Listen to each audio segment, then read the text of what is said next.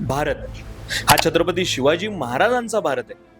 इथं जनतेच्या गवताच्या देठाला सुद्धा हात लावायचा नाही असा आदेशच महाराजांचा होता. आणि जर जनतेचं नुकसान झालंच तर त्याची भरपाई देखील द्यायला लागायची.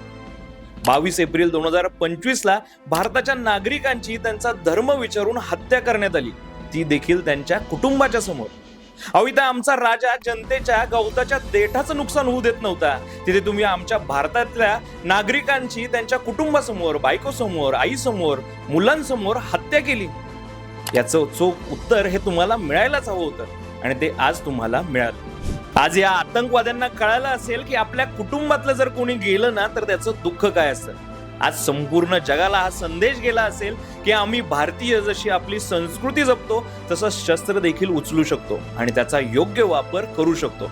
जर पुन्हा कधी आमच्या भारतीयातल्या एका जरी नागरिकाच्या केसाला धक्का जरी लागला ना तर त्याला उत्तर द्यायला माझं सरकार आणि आमचं इंडियन आर्मी हे सज्ज असेल. आज पहेलगाम मध्ये शहीद झालेल्या त्या 28 जणांना खरी श्रद्धांजली मिळाली असेल.